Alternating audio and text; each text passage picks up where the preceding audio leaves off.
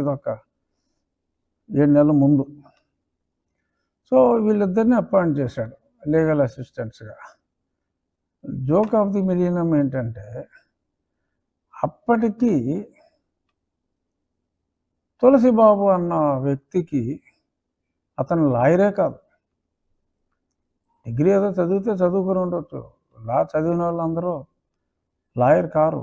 ఎందుకంటే ఒక అడ్వకేట్ అవ్వాలి అంటే దానికి బార్ కౌన్సిల్ రిజిస్ట్రేషన్ ఉండాలి, ఇవన్నీ ఉండాలి, ఎన్రోల్మెంట్ ఉండాలి. అప్పుడైతే కానీ తర్వాత పరీక్షలు రాయాలి. ఏబి 2011 తర్వాత లాయర్లు అయిన వాళ్ళందరికీ ఒక పరీక్ష ఉంటుంది.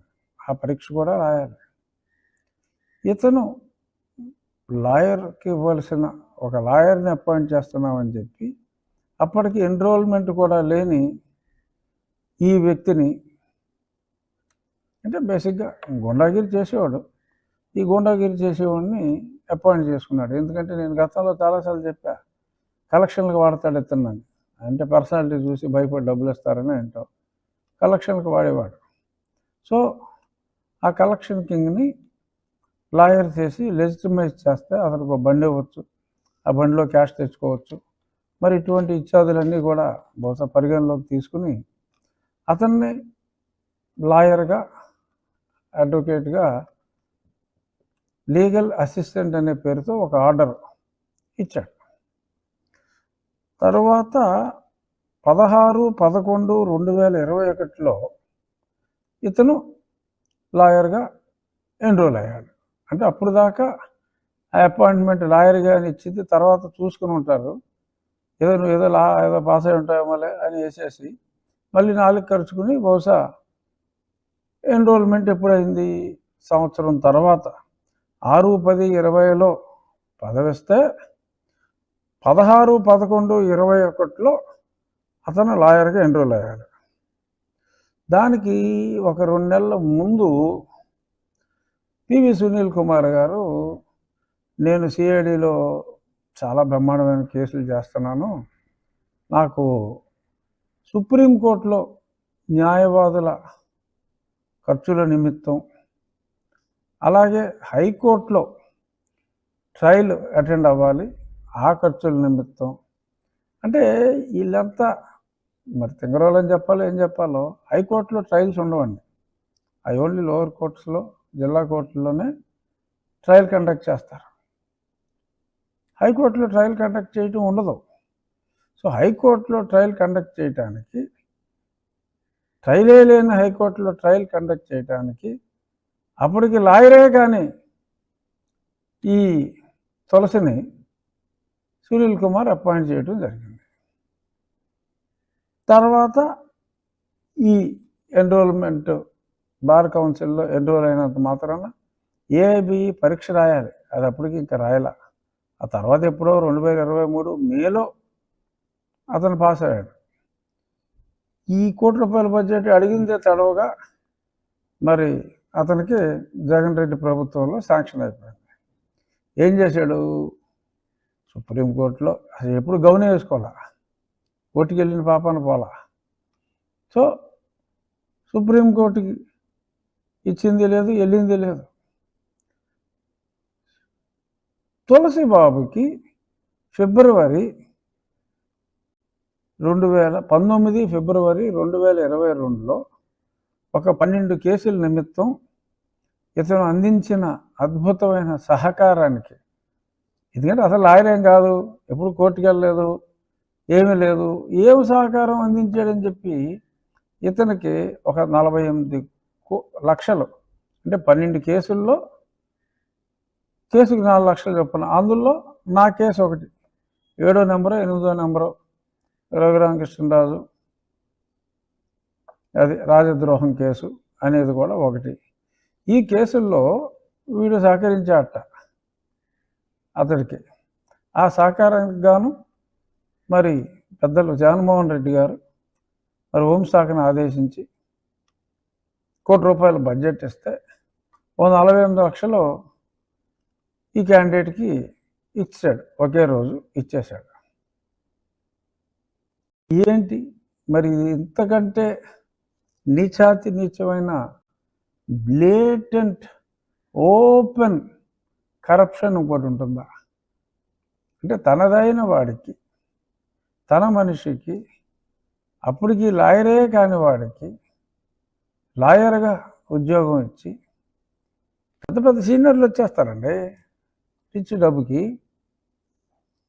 కోర్టుకు రాలా, చేసిందల్లా ఇల్లీగల్.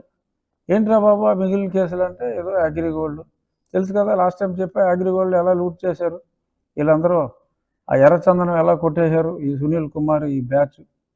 ఇదంతా కూడా గతంలో నేను ఎన్నోసార్లు చెప్పాను, రిపీట్ చేయక్కర్లా. కానీ ఇందులో చాలా స్పష్టంగా ఆ అగ్రిగోల్డ్లో ఇంకోటి ఏదో అభయ గోల్డ్ అని ఇంకేదో ఉంది. ఇలాగా కొన్నిటిల్లో అక్రమంగా కేసులు పెట్టేసి మరి అందులో ఈ సహకారానికి, ఈ తులసి సహకారానికి మరి రుణం ఉంచుకోకూడదని మరి ఇతను ఇవ్వటం ఇష్టం లేక మరి తెచ్చుకున్న డబ్బుల్లో మరి ఏమన్నా ఇచ్చేది లేదు తెలియదు. కానీ ప్రభుత్వం సొమ్ము మటుకు, ప్రభుత్వ సొమ్ము అంటే మన సొమ్ము, ప్రజల సొమ్ము, ఆయన 48 లక్షల రూపాయలు ఒకే రోజు ప్రముఖ న్యాయవాది, సీనియర్ న్యాయవాది అయిన గుడివాడ దందాకోర్ తులసిబాబుకి సునీల్ కుమార్ ఇవ్వటం జరిగింది. This is there on record. నిన్న కోర్టులో మరి ప్రభుత్వం తరపున ఇతను తులసిబాబు బెయిల్ అడిగినప్పుడు ప్రభుత్వం తరపున వాదించిన సీనియర్ న్యాయవాది శ్రీ పోసాని వెంకటేశ్వర్లు గారు కోర్టుకి సబ్మిట్ చేయటం జరిగింది ఈ వివరాలన్నీ. మరి ఇటువంటి ఇన్ఫర్మేషన్ అంతా అఫీషియల్గా తెచ్చుకున్న ఇన్ఫర్మేషన్ సిఐడి ఆఫీసులో ఉంది. మరి అతను లాయర్ కాదని తెలుసు అప్పటికి. మరి ఇంత క్లియర్గా వివరాలన్నీ ఉన్నాయి. మరి కోర్టులోనే జరిగింది. మరి ఇప్పుడైనా సునీల్ కుమార్ మీద బాగా జీతం ఇచ్చి పెంచుతున్నారు. ఎందుకంటే ఐపీఎస్ ఆఫీసర్లకి విఆర్ ఉండదు, ఈ డిఎస్పీలకి వీళ్ళకే ఉంటుంది పాపం ఆ విఆర్. వాళ్ళకి జీతాలు ఉండవు ఆ విఆర్ పీరియడ్కి. మరి ఇతనికేమో సుష్టిగా జీతాలు ఇస్తున్నారు. ఆఫీస్కి వచ్చి సంతకం పెట్టమంటే పెడతలేదు. ఎందుకు పెడతలేదు అంటే అడగరు. మరి ప్రభుత్వం వాళ్ళ కొత్త అల్లుడిని పోషించినట్టు మరి అతను పోషిస్తున్నారు, పని చేయకుండా జీతం ఇస్తున్నారు. అతను హైదరాబాద్లో కుదిరితే అలా అమెరికా, అలా వయా దుబాయ్ వెళ్ళి గోల్ఫ్ ఆడుకుంటున్నాడు. జీతం మటుకు ప్రభుత్వం ఇస్తుంది. సంతకం పెడతానికి ఆఫీస్కి వచ్చి రారా అక్కడే కూర్చోరా అంటే కూర్చోడు. ఏదన్నా అంటే మరి బెదిరింపులు అనుకుంటా. అంబేద్కర్స్ ఇండియా మిషన్ మీటింగులు, మన ఒంగోలులో మీటింగు ఏం మాట్లాడామంటే ప్రభుత్వం సుప్రీంకోర్టు ఇచ్చిన తీర్పుకి వ్యతిరేకం అంటే 5 జడ్జిలు ఒక జడ్జు ఆ మనసుకు నచ్చినట్టుగా మాట్లాడారు. ఆ విషయం గురించి నేను మాట్లాడుతున్నాను. అసలు మీటింగ్ పెడతానికి హక్కు లేదమ్మా, ఎవడో పిలిస్తే వెళ్ళటానికి. నువ్వు స్థాపించిన సంస్థ ఆర్గనైజ్ చేసిన మీటింగు, మరి అంత ఓపెన్గా బ్లేటెంట్గా మాట్లాడాడు. అయినా నో యాక్షన్, అడ్డంగా దొరికాడు. ఇదే కాదు, దానికి ముందు కూడా ఒక 75 లక్షలు అకౌంట్ ఓపెన్ చేసి కొట్టాడు. డీటెయిల్స్ అన్నీ ఇచ్చాం. మరి ఇన్వెస్టిగేషన్ మొదలైందని నిన్న ఆంధ్రజ్యోతిలో చూసా. నేనే ఇచ్చాను కంప్లైంట్. ఇప్పుడు ఇది కూడా ఏదైతే కోర్టులో ప్రజెంట్ చేశారో అన్ని వివరాలతో దీని మీద కూడా నేను ఏసీబీకి కంప్లైంట్ ఇస్తాను. దీని మీద విచారణ చేయండి అని. చూద్దాం విచారణ ఎంతకాలం కొనసాగుతుందో. ఇక్కడ ఇంకో హైలైట్ ఏంటంటే ఒక బెదిరింపు అనేది ఒకటి నేర్చేసుకున్నారు వీళ్ళు, అంబేద్కర్స్ ఇండియా మిషన్ వాళ్ళు. తైక్వాండో శ్రీను అని ఈ ఆర్గనైజేషన్కి వైస్ ప్రెసిడెంట్, ఎక్కడో విజయనగరం, శ్రీకాకుళం ఆ ఏరియా. అతను ఓపెన్గా స్టేట్మెంట్ ఇచ్చాడు. నేను హిందూ పేపర్లో చదివా కొద్ది నెలల క్రితం. పివి సునీల్ కుమార్ని హెరాస్ చేసేస్తున్నారు ఈ కొత్తగా వచ్చిన ఈ కూటమి ప్రభుత్వం అని హెచ్చరించాడు. మా ఎస్సీలందరూ తిరగబడితే ప్రభుత్వాన్ని కూల్చేస్తామన్నట్టుగా మాట్లాడాడు తాయక్వాండో శ్రీను. మరి కొందరు అంటున్నారు ఆ ప్రాంతంలో ఉన్న కూటమి నాయకులు కొందరితో ఆ తాయక్వాండో శ్రీనికి సన్నిహిత సంబంధాలు ఉన్నాయని కూడా, అది నిజమో కాదో నాకు తెలియదు, కావచ్చు కాకపోవచ్చు. బట్ ఓపెన్గా తాయక్వాండో శ్రీనుతో సునీల్ కుమార్ బెదిరింప చేశాడు. స్టేట్మెంట్స్ ఆర్ దేర్, విజువల్స్ ఉన్నాయి, పేపర్ ఐటమ్స్ ఉన్నాయి, హిందూ పేపర్లో వచ్చింది. అంటే ఇంత అవినీతి అధికారి మీద చర్యలు తీసుకుంటే మరి అతను సామాజిక వర్గం చూసి వదిలేయాలట. ఆయన నీతిపరుడట, గొప్ప ఆఫీసర్ అట. సో ఈ రకంగా ఓపెన్గా బెదిరింపులకు కూడా వాళ్ళు పాల్పడుతున్నారు. మరి ప్రజలు అపోహపడతారు, ఎందుకంటే ఆ బెదిరింపులు ఓపెన్గా చేస్తున్నారు. నేను చాలా స్పష్టంగా అతని పాత్ర ఉంది. నిన్న కోర్టులో ఆ తులసిబాబు తరపున వాదించడానికి వచ్చిన వ్యక్తి కూడా అసలు ఇప్పుడు దాకా సునీల్ కుమార్ని, సీతారామాంజనేయుల్ని పిలిచి మాట్లాడకుండా ఇదేంటండి అన్నట్టుగా కూడా మాట్లాడాడు. ఎవరు? సీనియర్ లాయర్ గారు. అంటే ఇతని తరపున ఇతను తప్పు చేసిందంతా ఇతను. మరి 48 లక్షలు క్యాష్, మరి ఇంకేమి ఇచ్చారో మనకు తెలియదు. కొట్టుకొచ్చిన దాంట్లో వాటాలు ఇచ్చారేమో మనకు తెలియదు. బట్ రెడ్ హ్యాండెడ్గా, అంటే ఎర్రచందనం కొట్టిన మాట నిజం, అప్పుడు ఇతని కంట్రోల్లో ఉన్న మాట నిజం. ఇతనికే డబ్బు చేరిందంటానికి ఆధారాలు వెతికితే దొరుకుతాయి. ఆ 9 టెక్నాలజీస్ పేరు మీద ఓపెన్ చేసిన అకౌంట్, అది కూడా ఈ తులసిబాబు, ఈ సునీల్ కుమార్ గ్యాంగ్. మరి ఇలాగా ₹1 కోటి తీసేసుకుని లాయర్ కానీ ప్రముఖ లాయర్కి, అతనే గుండా, అతనే లాయరు, అతనే ఆలినాలు, మరి అతని ద్వారా ఇలా లూటీ చేసిన దానికి మరింత ఓపెన్గా కోర్టులో కూడా ప్రభుత్వమే సబ్మిట్ చేసింది. ఎందుకంటే ఆ కేసులో మరి ప్రభుత్వమే సబ్మిట్ చేసింది వివరాలు. మరి ప్రభుత్వం సబ్మిట్ చేసిన ఆ వివరాల మీద మరి ప్రభుత్వం యాక్షన్ తీసుకోవాల్సిన అవసరం ఉంది. ఇప్పటికైనా నా మనవి, వాళ్ళు ఊపే ఉడతూపులకి దయచేసి ఎవరూ భయపడద్దు. చట్టం అందరికీ సమానం.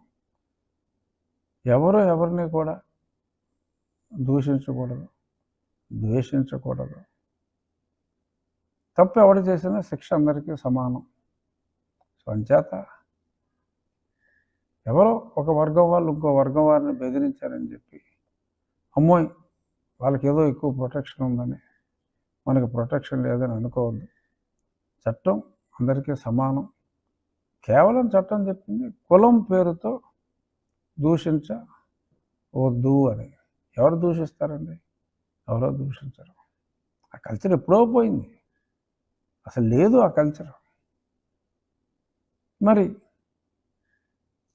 సెన్సస్లో కూడా మనం చూస్తున్నాం, మన సుప్రీంకోర్టు కూడా స్పష్టంగా చెప్పింది, ఒకసారి మతం మారిన వారు ఎటువంటి ఎస్సీ ఎస్టీ కేసులు పెడతానికి మతం మారితే అర్హత లేదు. మరి చర్చిలు చూస్తే 30,000 చర్చిలు ఉన్నాయి. మరి దాని ప్రకారం చూస్తే 22% ఉన్నారని నేను ఎప్పుడూ జగన్మోహన్ రెడ్డి సీఎం అయిన కొత్తలోనే నేను చెప్పడం జరిగింది. దానికనే మరి అతను క్రిస్టియన్, మరి ఇతను క్రిస్టియన్, సునీల్ కుమార్ ఈ ముసుగులో తిరుగుతున్న క్రిస్టియన్. మరి వీళ్ళందరూ కలిసి నన్ను కుట్ర చేసి అప్పుడు నన్ను ఏదో పైకి పంపాలని చూశారు. వెంకటేశ్వర దయతో బతిగా, ఇది ఎన్నోసార్లు చెప్పాను నేను. ఇంకా బెదిరించాలని చూడటం, మనం బెదిరిపోవటం అనేది సమంజసం కాదు. ఇప్పటికే ఎంతో ఆలస్యమైంది. కోర్టులో ప్రభుత్వ న్యాయవాది ఇతను ఈ డబ్బు తీసుకొని సుప్రీంకోర్టు న్యాయవాదులకు ఇవ్వాలి, ట్రయల్ లేని హైకోర్టులో ట్రయల్ చేయడానికి ఇవ్వాలి అని చెప్పి లాయర్ కాని ఒక లాయర్కి డబ్బులు ఇచ్చిన తర్వాత కూడా, ఇంకా అది కోర్టులో సబ్మిట్ చేసిన తర్వాత కూడా ప్రభుత్వ ప్లేడర్ గారు ఇంకా అతను ఉపేక్షించటం న్యాయమా అన్నది ప్రజలు ఆలోచించండి. న్యాయం అనుకుంటే న్యాయం అని చెప్పండి, ఇది అన్యాయం అనుకుంటే అన్యాయం అని చెప్పి చెప్పండి.